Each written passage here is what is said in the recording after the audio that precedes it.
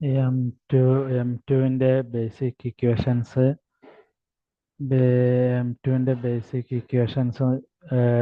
Discuss ചെയ്യാൻ വേണ്ടിയാണ് നമ്മൾ ഈ പ്രോബ്ലം എടുത്തിട്ടുള്ളത്. ഇതിൽ ചില മാത്തമാറ്റിക് നിയമങ്ങൾ ഇക്വേഷൻസ് കാണാതെ പഠിക്കേണ്ടത് ആവശ്യമാണ്. ഉദാഹരണം സൈൻ സ്ക്വയർ എന്ന് പറഞ്ഞാൽ 1 - cos 2ωt/2 എന്ന റിസൾട്ട് കാണാതെ പഠിക്കുക.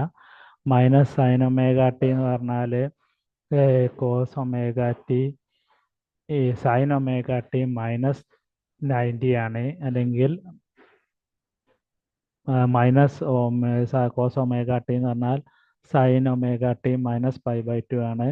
മൈനസ് ഇല്ലാതെ കോസ് ഒമേഗ ടി എന്ന് പറഞ്ഞാൽ സൈൻ ഒമേഗ ടി +π/2 +π/2 ആണ്. സൈൻ 2 ഒമേഗ ടി എന്ന് പറഞ്ഞാൽ 2 sine omega t cos omega t ആണ്. Sine omega t into cos omega t എന്ന് പറഞ്ഞാൽ സൈൻ ഒമേഗ ടി/2 ആണ്.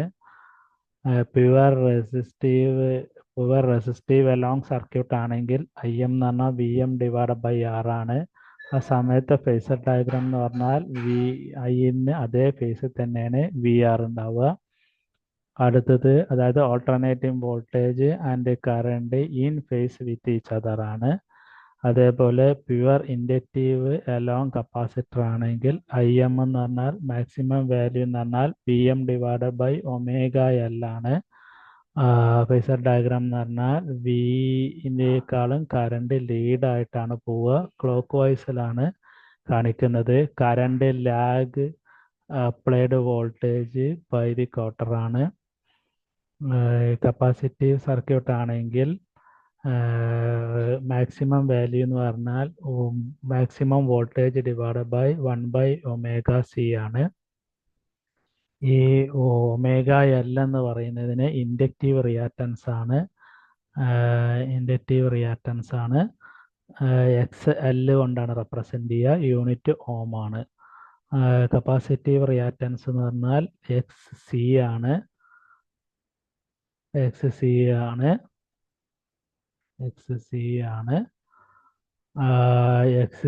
എന്ന് പറയുന്നത് XC എന്ന് പറഞ്ഞത് 1/2πfc ആണ്. 1/2πfc ആണ്. വോൾട്ടേജും കറണ്ടും തമ്മിലുള്ള റിലേഷൻഷിപ്പ് എന്ന് പറയുന്നത് വോൾട്ടേജ് കറണ്ടാണ് ലീഡ് ചെയ്യുന്നത്. വോൾട്ടേജ് പിറകിൽ വരികയുള്ളൂ. ഇത്രയും ഇക്വേഷൻസ് പഠിച്ചു പോകേണ്ടത് അത്യാവശ്യമാണ്. ഈ സ്റ്റേറ്റ്മെൻറ്റുകളും that is current in a pure capacitor lead it voltage by quarter ആണ്. ക്വാർട്ടർ സൈക്കിളാണ്. അല്ലെങ്കിൽ ക്വാർട്ടർ സൈക്കിൾ എന്ന് പറയുന്നത് 90 ഡിഗ്രിക്ക് തുല്യമാണ് ആ സൈക്കിളിൽ. അടുത്തത് V = VM sin ωt, I = IM sin ωt ആണ്. ഒരു റെസിസ്റ്ററിലൂടെ കടത്തിവിടുന്നതെങ്കിൽ I എന്ന് പറഞ്ഞാൽ IM sin ωt തന്നെ ആയിരിക്കും. ഇൻസ്റ്റന്റേനിയസ് പവർ എന്ന് പറഞ്ഞാൽ V × I ആണ്. അബ്സോർബ് പവർ എന്ന് പറഞ്ഞാൽ RMS value of voltage into RMS value of current ആണ്. അടുത്തത് ഇൻഡക്റ്റീവ് സർക്യൂട്ട് ആണ്. V = VM sin ωt കൊടുത്താൽ I = IM sin ωt -90 ആണ്. പ്യുവർ കപ്പാസിറ്റർ ആണ്. V = VM sin ωt കൊടുക്കണമെങ്കിൽ IM sin ωt +90 ആണ് വരിക. ഈ രണ്ട് ഇൻഡക്റ്റീവ് സർക്യൂട്ടിലും കപ്പാസിറ്റീവ് സർക്യൂട്ടിലും പവർ അബ്സോർബ് ചെയ്യുന്നത് VI cos φ ആണ് RMS വാല്യൂ വെച്ചിട്ട്. പക്ഷെ ഓരോ ഇൻസ്റ്റന്റിലെയും പവർ നോക്കുകയാണെങ്കിൽ VM × IM/2 VM × IM/2 cos 2 ωt ആണ്.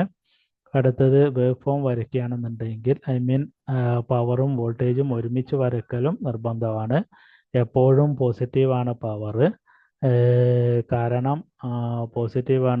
കാരണം വോൾട്ടേജിന് പോസിറ്റീവ് ആകുമ്പോൾ കറണ്ടും പോസിറ്റീവാണ്. അപ്പോൾ പവർ പോസിറ്റീവാണ്. വോൾട്ടേജും നെഗറ്റീവാണ്. കറണ്ടും നെഗറ്റീവ് ആണെങ്കിൽ പവർ നെഗറ്റീവാണ്. ഇൻഡക്റ്റീവ് ആവുന്ന സമയത്ത് ചില സമയം 0 മുതൽ 90 വരെ പവർ നെഗറ്റീവാണ്. കാരണം കറണ്ട് നെഗറ്റീവാണ്. 90 മുതൽ അല്ലെങ്കിൽ π/2 മുതൽ 2π വരെ പവർ പോസിറ്റീവാണ്. ഇത് വരയ്ക്കാൻ, അതായത് വോൾട്ടേജ്, കറണ്ട്, പവർ എല്ലാം ടൈം ഡയഗ്രത്തിലെ ടൈം ആക്സിസിൽ വരയ്ക്കാനായിട്ട് ചോദിക്കാവുന്നതാണ്. ഇപ്പം കപ്പാസിറ്റീവ് സർക്യൂട്ട് ആണെങ്കിൽ, പ്യുവർ കപ്പാസിറ്റീവ് സർക്യൂട്ട് ആണെങ്കിൽ 0 മുതൽ പൈ വരെ പവർ പോസിറ്റീവ് ആണ്. ഇൻഡക്റ്റീവ് സർക്യൂട്ട് ആണെങ്കിൽ അതേസമയം പവർ നെഗറ്റീവ് ആണ്. അത് മനസ്സിലാക്കുന്നത് വോൾട്ടേജ് ആണോ കറണ്ട് ആണോ, വോൾട്ടേജും കറണ്ടും പോസിറ്റീവ് ആണോ, ഏതെങ്കിലും നെഗറ്റീവ് ആവുന്നുണ്ടോ എന്നുള്ളതാണ്. -π/2 ആവുമ്പോൾ 0 മുതൽ 90 വരെ കറണ്ട് നെഗറ്റീവ് ആയിരിക്കും എന്ന കാര്യം ഇതിൽ നിന്ന് വ്യക്തമായി മനസ്സിലാവും എന്നതുകൊണ്ടാണ് ഇത്തരം വേവ് ഫോമുകൾ അല്ലെങ്കിൽ എന്താണ് പറയുക സർക്യൂട്ട് ഇത് വരയ്ക്കാനായിട്ട് ആവശ്യപ്പെടുന്നത്. Thank you for watching this video.